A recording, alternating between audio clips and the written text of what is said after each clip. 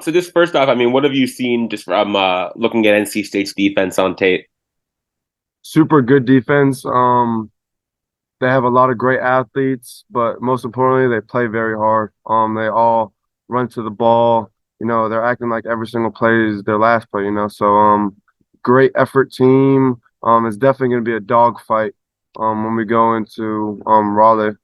But yeah, I mean, just an outstanding defense. They play really good together and they play really tough. And then this is just kind of like the start of a stretch for you guys. You know, 3 of the next 4 weeks are on the road. I know you guys treat road games, just like how you treat home games, but like it's got to be, a bit of a grind for you guys to basically, pack up, go, come back home, then the next week pack up, go, come home. And what's that like for you guys? Just even on like the mental level, just like making sure you stay focused, even though you're traveling so much. For sure, for sure. I mean, it's always emphasized, it's not a vacation, it's a business trip. So that's emphasized a lot. And I mean, we have a great, staff here that makes sure everything goes smoothly. That we just treat it like we're going to a team hotel, every Friday. So I mean, again, we have a great team here. We stay focused throughout the entire travel process or whatever. And wherever we play, we still just got to play Miami Hurricanes football. Next, we'll go to Matt Shodell. Matt, go ahead. Hey, Xavier. So I'm not quite sure how to ask this, but there's been some outside noise, criticism of Tyler. I know he's your roommate, and obviously you guys have a great connection. Do you just tune that out? Do you think it's unfair? Do you have any thoughts on that at all on your end? I mean, that's just fans. Fans are gonna be fans, Like when he's doing good, everybody's, Tyler Van Dimes. But then when he's doing bad, like one game doesn't define you. He's still the same guy that, throws for 300 yards, 3 touchdowns, like he's still the same guy. We have full confidence in nine, and he has full confidence in us. We can't let one game define anyone on our team. So again, this week in practice has been really good so far. Going to finish up the week in preparation and head into Saturday. Hi, Xavier. How you Uh, doing? Good. Mario was talking this week about the last 4 games of the regular season.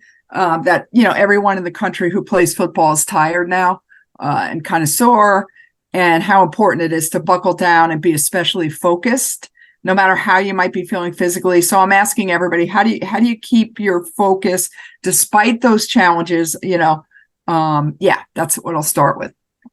I mean, you're going to play one single play healthy all year, and that's the first snap of the year. Everything else is, you're going to play hurt. Hurt and injured are two different things. I mean, as football players, that's why, mental health is so strong and important for us, is because, we are battling through injuries. And then on top of that, we got to remember all the plays and stuff. So that's becoming a football. That's what a football player is. You signed up for it since day one, and you know what you're going to get yourself into. And the other thing is, I'm also asking everybody, how important are those effort plays, I guess you call them, at the very end, let's say the game, or at the very end of a series or play, that you keep that focus to the very, very end and do what you have to do. You know what I mean? The effort plays. For sure, that's kind of just become our culture. And I think that's why we're excelling so well this year. It's because our effort. We never take a play off, and we're definitely, just trying to execute every single opportunity that we get to the highest. So, I mean, when you see guys, running down field and recovering fumbles, or running downfield tackling guys, like if you come to practice, you see the same thing every single play. So it's nothing new. It's expected, but yeah, I mean, that's just kind of our team culture that we've built. Great. Thank you. Let's go back to Adam. Adam, go ahead. Hey again. So I was looking it up real quick, and it seems like you guys, anecdotally, just thinking off the top of my head, it seems like you guys have really cut down on drops as a receiver group. And I looked at the numbers, and you guys have cut down on drops so far. Just how much work did you guys put into that in the offseason, and how much work do you guys continue to put in during the season and making sure you guys are sure-handed? For sure. I mean, we're, nonstop working on our hands. I mean, that's kind of what we do, you know what I'm saying? Obviously, we block as well, but we catch the football, and whenever the football comes our way, when we drop it, that's supposed to be a surprise. And we're not supposed to be surprised when we come down with a 50-50 ball or something like that. That's because that's just what we do. We're playmakers, you know what I'm saying? So, I mean, I kind of just feel like that's, just our job, and the fact that we do have drops is, not good at all, so we're definitely going to try to cut those out all the way and just catch everything that's thrown at us. So I wanted to ask you, you've had such a strong year, and the defense has done really well, especially compared to last year in the rush defense in particular. Is that do you think because Miami added guys like yourself and Ruben Bain that the defensive front's so good against the run? Is it more Lance Guidry's system, a combination of both? I know you weren't here last year, but just talk about why you think the rush defense has been so good this year. I mean, everybody has been putting in the work. Coach has been there like almost every day, scheming stuff for us to execute, and I think it all comes with preparation. Coaches have been showing us different looks and what to expect, and the players have been doing a good job executing and doing their job. I mean, we got guys like Ruben Bain, like you said, LT. Those are all good players, man. And it was just more of what the defense have established with everybody being in it. It's just not with one person, with everybody doing their job and executing at a high level. Next, we'll go to Adam from the Sun Sentinel. Adam, go ahead. Hey, Kiko, how's it going? No, I'm good. So I guess just what have you seen from the NC State offense from watching them on film? This offense is very explosive. They got really good playmakers. This quarterback can throw, he can run, and they got really good players that are very talented to go deep, and they could also run the ball. We got a good solid O-line that can block, run, and pass. So this all comes down to how we prepare throughout the whole week and what to expect. And I think coaches have been really, really good on being on us, emphasizing what to expect and who their playmakers are. And then I feel like I may have asked you this in the past, maybe in like fall camp or something, but just Mark Fletcher, basically linebacker-sized running back. What's it like going against him in practice? And I know you guys don't always, not doing a ton of tackling in practice, but like just like butting against each other, going against each other. What's it like going against him? Yeah, Mark Fletcher, by no surprise, is a playmaker. He runs hard. He knows where to hit the gap, and he'll come down full speed. He don't stop his feet. He don't get tackled on the first tackle, and he's just a playmaker. He's smart and very mature, and he could play at a high level. He got a really high ceiling. Just by being with practice with him, he just makes everything tough, and that's what we need, and he brings that to the table. Let's go to Marcus Benjamin next. Marcus, go ahead. Hey, Kiko, how's it going?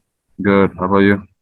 Good. Wanted to ask about just your experience as a transfer. It's kind of mid-season now, so looking back at your decision to come to Miami, how confident do you feel now with that decision? And what would you say to other players that are thinking about transferring to Miami?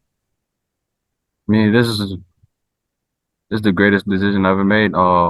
Just by coming here, I just felt like home. Coach Cristobal, just everybody being welcoming, and just by being around the players, being around the guys, it just makes no other like this. And love being here. And for whoever's trying to get here, this is the one of a kind. This is Miami, and there's no other place like this. So it's amazing. Let's go to Susan Miller-Degnan. Susan, go ahead. Hey, Kiko. Mario Cristobal's, talked about this week about the last 4 games of the regular season. Everyone in the country who plays football is tired, right? They're sore. How important is it to buckle down and be especially focused, no matter how you might be feeling physically and mentally? And how do you keep your focus despite those challenges? mean, coach hits it every single time. Emphasizes, Miami Hurricane culture, and it's mid-season. It's everybody's hurt. But we just gotta tough it out. This is football. This is what you signed up for, and this is what you're gonna get. And I love every single part of it. I enjoy the process of it. And I feel like everybody over here just binds in and just locked in, just trying to get through it. And I think for everybody just pretty much mentally and physically ready to go, no matter what the circumstances are. Go ahead. I'm sorry. Go ahead. How important are those effort plays, I guess Mario would call it, at the end of the game, when you're super tired or whatever, that one to stay focused to the very, very end, and make that play, stay with the play the whole time. I mean, that's very important. You got to run to the ball every single time. And you witness it throughout the previous games, how Jacoby George ran down the field with the fumble. With those effort plays are really important. You don't know what could happen. You saw it with James stripping the ball at the goal line, and you saw it last game too with TC running down number 2 or number 4 on Virginia, and hold them to a field goal. And those effort plays is just very important. You gotta execute, and you never know what could happen. So just from watching on film and stuff, just what have you seen from NC State, especially from their young quarterback MJ Morris? In NC State, I see a very explosive offense that throws a lot at you. They run jet motion counter. I don't even know if you heard of that. They run a lot of like misdirection things that if you're not disciplined enough to stop, you will have trouble with it all night. I'll keep it rolling. I guess, I know you had 13 tackles Saturday night, and I think Cam Kitchen said after the game that, Coach Guidry's kind of, if I remember right, kind of like, brought out the best in you, I guess, in terms of like playing aggressive, but being disciplined and making sure you finish your tackles and everything. How much has that been something you've worked on this year? And do you see that, helping you a lot? I mean, last year I was dealing with a shoulder injury, so every contact I was getting into, my shoulder was locking up on me, so I couldn't really like rap how I wanted to. So this year after surgery, I got in the off season, I did, thanks to the training room, I did a lot of things to get my body healthy to play 15 games, and you see my tackling has improved. So it's pretty much just how long I want to stay healthy for the season. So it wasn't really too much I had to work on. It was just basically staying healthy. Next, we'll go to Susan Miller-Degnan. Susan, go ahead. Hey, James. Hey, Susan. The last 4 games, right, of the regular season are coming up. And I know Mario said everyone in the country who plays football now is tired and sore and all that stuff. How important is it to kind of buckle down and be especially focused at this time of year, no matter how you might be feeling physically and mentally? And how do you keep your focus despite those challenges? I mean, this the most important part of the season. It's not about how you start, it's about how you finish. So we gotta finish this season off the right way, stay healthy. That's the main key. And continue to be 1-0 and push to be the greatest Miami Hurricanes we could be. How important are those, like, I guess you call them effort plays, where at the very end, kind of like let's see, like when Mark Fletcher, when Javion Cohn, was focused enough to push him in and all that. How important are those staying focused to the very, very end of a play? Them plays right there come down to who wanted more. Like, how bad do you want it? Do you really want to win, or do you just say you want to win? And you just saying you want to win ain't go help, but actually going out there and putting the effort plays on tape, that shows to Coach Cristobal that these guys really want to win. So I feel like we just gotta keep outplaying our opponent, keep more discipline, more effort, and the results will take care of itself. Excellent. Thank you. Thank you. Let's go back to Adam. Adam, go ahead. Hey again. So I was just thinking about it now. We're going to talk to Mark Fletcher in a few minutes. You guys, if I remember right, were teammates when you were a senior and he was a sophomore. What do you remember about him from that year? I know he was our player of the year that year in high school, and was off to like a great start to his career. But how have you seen him grow since he was a sophomore? And are you impressed or surprised at what he's been able to accomplish so far at UM? I mean, I wasn't surprised by Mark Fletcher at all because he's one of those guys that's like in high school he was walking over to me, yo, let's go win this game, let's go do it, and he telling Coach Pat, where's my head coach at the time, give me the ball, and he was getting the ball 40 times, 50 times a game. So this right here ain't nothing new to me. This just him showing out his showcase as a freshman. So imagine when he really get comfortable. It's just now he getting his feet wet. Wait till he really like settle down and be Mark Fletcher for real. That kid is a problem. Yeah, hey Dylan, thanks for taking the time. Obviously, you're you're another one of these freshmen who's just really having a big impact on the team. I was just curious, you don't look like you've ever had any nerves. I mean, you don't even seem like really a freshman out there. How have you sort of gone about things? What's sort of your mindset, and have you met your expectations to this point for your freshman year? I don't know. I think just all the preparation that we've done, just like the whole year. I don't know. I kind of go out there and I just feel like I'm in practice again. So I think that helps just with the preparation. And then yeah, I don't know. I've just had fun all year, I guess. Like I just love going out there and kicking the ball around. Doesn't really feel like I have too much pressure on me. Like I don't have to put too much pressure on myself, So yeah, and I think this year's gone pretty well so far. So yeah. Next, we'll go to Adam Lichtenstein. Adam, go ahead. Hey Dylan, how's it going? Good, thank you. So just, now that you're about 2/3 of the way through your first year of college ball, just what are some of the things that you think you've learned the most, things that maybe have stood out to you, maybe that you didn't expect when you got here? I think probably just the work, like the whole workload with school as well. And then just like the actual amount of work that like at training and stuff too, like on the side, like with meetings and all that kind of stuff too. And yeah, I think just like the training as well is a lot different. It's a little bit different to get used to compared to Australian rules football. But I don't know, I feel like I've adapted pretty well. And then I guess kind of in the same vein, is there anything else that you want to accomplish or anything any goals you have set for the last third of the season?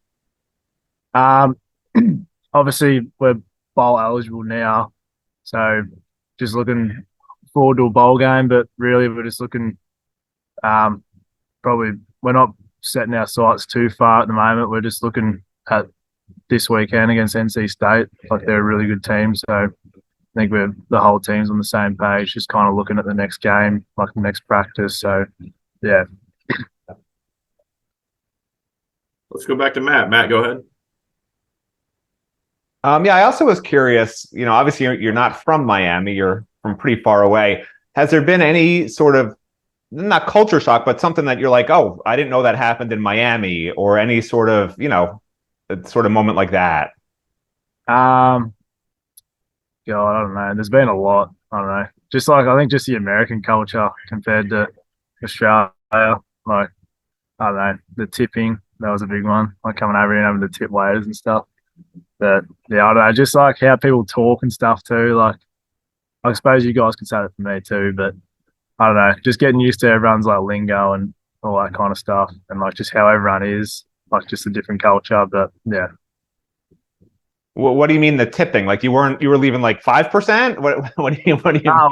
Like in Australia, you don't need a tip, like because like it's all like included in the bill. Like I didn't realize you have to like tip like over here. Got it. Thanks. Let's go to Susan Miller-Degnan. Susan, go ahead. Hey, Dylan. So I got on a little late, so excuse me if somebody asked you this. Do you still keep in contact with Lou Headley? And how often do you talk to him? Yeah, I still talk to Lou. He's been really good. Like I just usually text him, and like usually text him a few times a week. just check up on him, and he checks in on me to see how I'm going and that. But it's been good. And the other thing is, again, I don't know if anybody asked you this, but what your thoughts about Andy Borregales and what he's achieved so far, and are you guys close? Yeah, me and Andy are really close. I mean, he's coming off one of the best games I've seen him play. Like, I've only been here for a year, but he 46, 47, 50-yard, like 3 for 3. Like, I mean, he's unreal. He's one of the best kickers in the country by far. So he's having a really good year. What makes him, I don't know, so special? You always know he's automatic. Yeah, I don't know. I've never had the feeling of him missing. Like, he's just always on. I think it's just like, it goes to show, like, just the amount of work that he puts into his craft, even like in the off season and during the season, like all the time he's just working on stuff. He's always looking to get better. So, and it rubs off on all the specialists too. So